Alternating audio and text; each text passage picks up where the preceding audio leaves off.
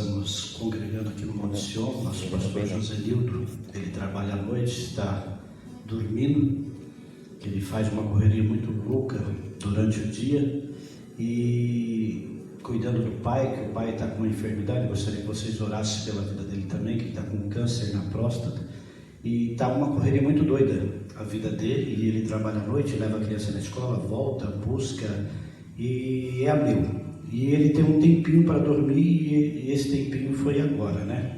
Na parte da tarde. Eu louvo a Deus pela vida de cada um de vocês presente aqui. É uma satisfação muito grande para a família Cristo te chama a receber vocês. Pastor Narinho é prata da casa, né? Está aqui quase sempre com a gente, é a pastora Noêmia.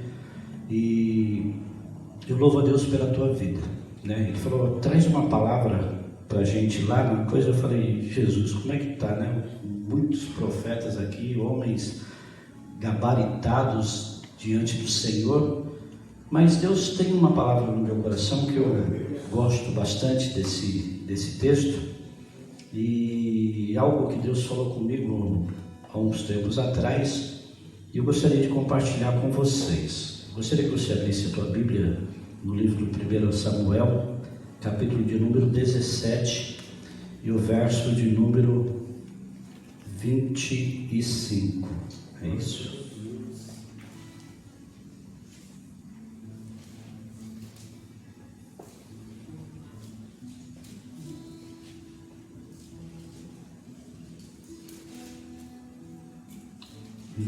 Amém? Eu quero também pedir perdão para os irmãos ali que nós marcamos de ir o mês passado e não deu para ir com vocês ali. A gente estava preparado já para poder ir. Como é que é? Biritiba Mirim. Deus me perdoe, porque eu estava ali em Itaiaçupeba, cheguei muito tarde, não deu tempo da gente fazer esse intercâmbio aí para a gente estar podendo ir, mas o meu desejo era poder estar com vocês ali, mas não vai faltar oportunidade, nós estaremos ali dando glória a Deus com vocês, amém? Então diz assim o texto da palavra do Senhor: e os homens de Israel disseram, viste este homem que surgiu, certamente ele subiu para desafiar Israel, e será o homem que o matar, o rei enriquecerá com grandes riquezas, e lhe dará a sua filha, e fará livre a casa de seu pai em Israel. E Davi falou aos homens que estavam junto a ele, dizendo, o que será feito ao homem que matar este filisteu e remover a vergonha de Israel? Pois quem é este filisteu incircunciso para que grite desafio ao exército do Deus vivo? E o povo lhe respondeu desta maneira, dizendo, assim será feito ao homem que matar. Amém? Só até aqui. É um texto que eu sei que você conhece, eu sei que você já pregou por várias vezes acerca dele, mas Deus traz algo no meu coração e eu quero compartilhar com vocês, líderes da casa do Senhor. A Bíblia fala que Deus, ele rejeita Saul por causa de algumas atitudes que o rei lhe tem. Deus chama Saul e depois Deus rejeita ele por causa das suas atitudes, e Deus manda o profeta Samuel ir até a casa de Jessé a ungir um novo rei de Israel. E a Bíblia diz que foi passando na casa de Jessé os filhos de Jessé, um por um, Eliabe, o mais velho, e depois na sequência os seus outros filhos, e Deus foi falando ao coração do profeta da seguinte forma: olha, eu não vejo como o homem vê, mas eu vejo o coração do homem. E a Bíblia diz que se passaram todos os filhos de Jessé, e nenhum Deus tinha dito ainda que seria o novo rei de Israel. E Samuel pergunta a Jessé dizendo, olha, acabaram os seus filhos? E ele falou, não, tenho mais moça ainda que está apacentando o rebanho lá fora. E o profeta Samuel diz a ele, olha, manda chamar, porque enquanto ele não chegar, nós não assentaremos à mesa. E a Bíblia diz, eu sei que você conhece, eu quero me alongar um pouquinho, me apressar um pouquinho, porque eu não quero te enfadar. E a Bíblia diz que chegando Davi, Deus fala com o profeta Samuel, olha, é esse que eu escolhi para ser o novo rei de Israel. E a Bíblia diz que foi descida a unção sobre a cabeça daquele moço, recebe a unção de Deus, e Deus começa a trabalhar de uma forma extraordinária na vida de Davi. E sabe o que acontece com Davi depois da unção dele? Ele não vai ao palácio, ele não sobe em altares, ele não sobe em morros e coloca uma coroa na cabeça, nada disso. Ele volta a apacentar as ovelhas do seu pai. E o mais interessante de todas as coisas, que eram ovelhas malhadas, ou seja, eram ovelhas que não tinham cunho financeiro para a família, eram consideradas como inúteis, não dava dinheiro aquelas ovelhas. Então era colocada no alto da montanha, e as bestas feras vinham ali e se alimentavam daquelas ovelhas que não tinham valor econômico e não chegava no rebanho principal da casa. Então era protegido o rebanho principal por aquelas ovelhas que não tinham valor econômico. Mas foi dada uma responsabilidade a Davi para cuidar daquelas ovelhas. E a Bíblia me diz que Davi, cuidando daquelas ovelhas, veio um leão e tomou uma das suas ovelhas. E a Bíblia nos relata que ele foi, tomou aquela ovelha ali da boca do leão, matou o leão e cuidou da ovelha. E depois veio um grande urso, e da mesma forma aconteceu, e Davi defende aquela ovelha que ele tinha. E a Bíblia diz também, no decorrer do texto, que Israel é afrontado por um gigante chamado Golias. E esse gigante tinha afrontado o exército de Deus, e a Bíblia nos fala que ele ficou zombando de todo mundo ali no meio daquele vale. E Jessé pede a Davi para que leve alimento aos seus irmãos que estavam em guerra. E quando Davi se aproxima e vê aquela muvuca, aquele movimento que estava acontecendo ali, ele pergunta: olha, o que está havendo aí? E as pessoas contam a ele o que estava acontecendo e o que o rei Saul faria para aquele homem que vencesse a Golias.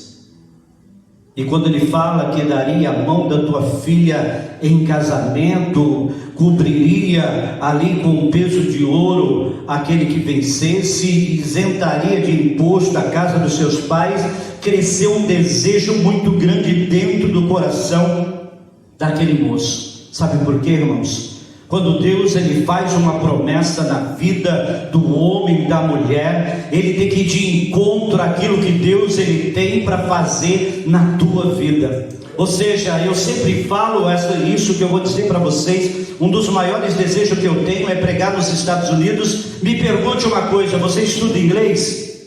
Você estuda inglês? Não estudo inglês. Como que eu vou pregar para os nativos americanos se eu não falar a língua deles? Não tem condições de eu ir lá na América do Norte e pregar o evangelho para aquele povo, porque eles não vão me entender. Brasileiros me entenderão, mas os americanos não vão me entender. Mas por que eu estou dizendo isso? É que quando Davi ouviu aqueles homens dizendo: olha, ele vai isentar a casa de imposto, vai cobrir o peso deste homem de ouro e vai dar a mão da tua filha em casamento, logo veio ao coração dele o chamado de Deus, a unção de Deus para a tua vida. Falou: olha, eu vou ser rei se eu for príncipe. Eu só vou ser rei de Israel se eu chegar a ser príncipe. Aleluia! E quando ele colocou isso dentro do coração dele, ele falou: olha, eu vou contra esse gigante e vou defender Israel de toda essa afronta. Glória a Deus. E a Bíblia diz que ele foi apresentado diante de Saul, e Saul questiona ele: olha, você é um menino ainda, você não tem característica de guerreiro, você não tem porte de guerreiro. E ele começa a relatar ao rei Saul: olha, rei, o senhor está vendo essa cicatriz aqui no meu braço? Eu apacentava as ovelhas do meu pai, quando veio um grande leão e tomou uma das minhas ovelhas. Eu fui de encontro àquele leão, ele me deixou essa marca, mas eu venci o leão e tomei a minha ovelha de volta. Aleluia! E o senhor está vendo essa outra marca aqui?